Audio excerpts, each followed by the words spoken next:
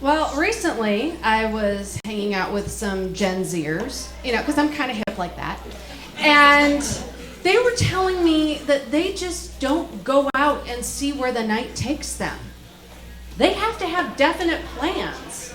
They'll play some, they'll go on Tinder. And if they don't have a date, they'll play some Xbox or do some self-improvement. And according to them, this makes them woke. I disagree. It makes them like me, a true Minnesotan. Our way of life is propagated across the country. When it's January and 30 below, nobody is going to a bar for the heck of it. You look at each date and you think, is it worth it? Is he parka worthy? It's also a myth that everybody from Minnesota sounds like people from Fargo. Or is it? When I lived in Minneapolis, I was a model on a home shopping network, on live television, where anything can happen. A host can say, "Mama loves a strap-on," be talking about luggage. Wrinkle Magic models can have a pre-show prayer circle. I was a half tan model. I would come out and the host would say, if it weren't for that one tan arm and one tan leg, we wouldn't even be able to see Nicole. Yeah, since moving here, people do like to point out how white I am. Like I don't know. Like millions of self-tanning enthusiasts don't know. They're like, oh my God, you are so white. Are you like that all the time? No. The sun and hot yoga have shown me I can also be extremely red. But I did eat some pineapple today to stay my whitest. You would be surprised how many people believe that. But if you're like me or you have a very dark complexion, you share a common problem. The agonizing effort it takes to find the right foundation match.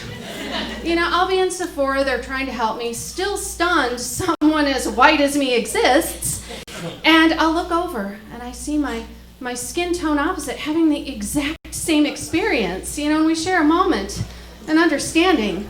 We're like bookends of a Michael Jackson career retrospective. We are foundation sisters for life. I am trying to adjust more to the traffic. I mean, it's awful, right? Everybody hates it. On the way here, I was behind a woman in a truck whose license plate holder said, "My other ride is my husband."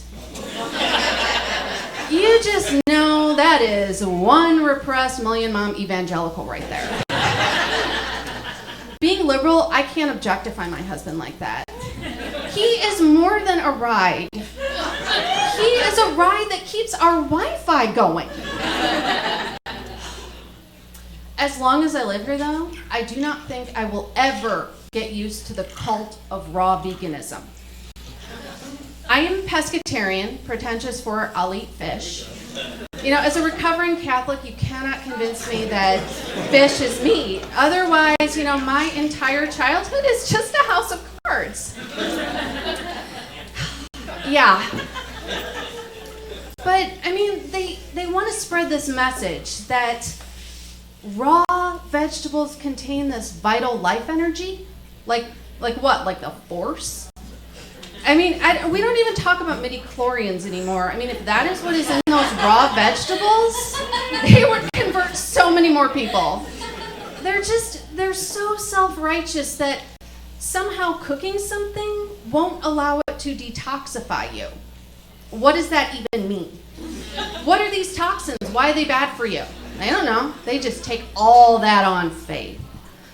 I will keep my toxins, Gwyneth, if it means I can continue to eat real nachos.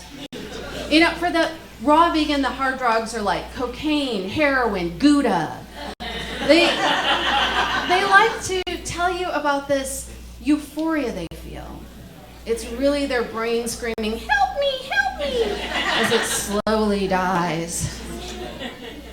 I don't get back to Minnesota very often, but there are so many more ways to keep in touch now. You know, there's Skype, Portal, Facebook, because my dad refuses to leave it. But I am having this love-hate relationship with the Facebook algorithm. It keeps giving me friend suggestions of guys I've dated. Unpleasant, yes, but then I get to see how many bullets I've dodged. Okay, hear me out.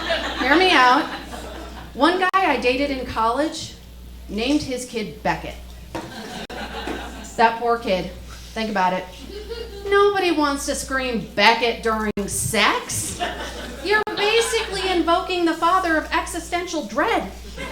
And for what? To be like, yeah, I read Waiting for Godot. The true low-hanging fruit of intellectual elitism is naming your kid Schrodinger. Karen, did you put Schrodinger to bed? Yes and no.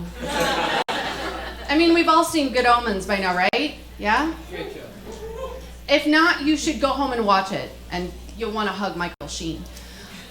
But if you want to name your kid something really, really pretentious, there is a lack of girls named Anathema Device. It's true. When I do get back to visit my dad in Minneapolis, it is like traveling back in time. He has a landline, and I am still not allowed to borrow the car. This last time, I decided to only jump back 10 years, start playing Words with Friends again. You know, you have this like messaging app in there that I thought could be used for things like great triple word score on teasel. It's a Eurasian plant with purple flowers. That is what an expensive private education will get you. And you get a profile picture. And I started getting a ton of game requests. And I was like, wow, the English language isn't dead. Then the messages started. Are you married? Are you happily married? What? Well, if you're not down to fuck, what are you doing here? Playing Scrabble? When did Words with Friends become a hookup app? I mean, was there some Reddit Q&A that I missed? I had to change my profile picture to one of my nieces, and then it all stopped because I became too complicated. Like all Midwesterners, my family wields guilt as a weapon. They like to make me feel guilty for not coming home for Christmas every year. But you know, Christmas has become like the HPV of holidays. There is no escaping it. It starts in July. Those Christmas in July sales emails. You know, they're like my heroin. They're bad, I know. But I wake up from this blackout and I have these new Katy Perry shoes. But they are super cute. You know, and then Hallmark, they have to get in on the action too. Not only are they sending out these limited edition Christmas ornament emails, they are making you question your relationship. Because everything in the Hallmark world works out 2 weeks max. There is a guy on horseback waiting to propose, and no one, I mean no one, ever gets a yeast infection. Hallmark is so insidious that since I went back to being blonde, I found out I'm the main character in one of their plot lines. Now I have to move to a small town and open a candy store or something. I mean, by the time Halloween rolls around, Target Dog, he's lurking around the corner with his unrealistic family. Although, the passive-aggressive reality that many of us face would be the worst commercial ever. Please pass the yams, and Mom was going to teach me how to drive, but then you were born. But there was one brief, glorious Christmas moment where I had convinced my sister that yippee-ki-yay motherfucker was the traditional LA holiday greeting. She wasn't even drunk. Yet. Yes, my sister is just a little bit naive. Yeah. But she is really busy being the basically the Tony Soprano of the West Des Moines mommy mafia. You know, she controls the church moms, scout moms, preschool moms, soccer moms, dance moms, gymnastics moms, you know, and they be bitches. To be a maid mommy in Iowa, you've got to have 2 kids and at least 4 activities. Okay? It can be church, sports, dance, 4-H. Yeah, 4-H. Because it's Iowa. You know, my sister, she has this huge house. It takes up almost an entire city block, you know, and she built a giant fence around it. And one of the gymnastics moms says to her, "Why did you ruin your house with such a large fence?" And my sister looks at her and she says, "Shh, don't worry about it." Yeah.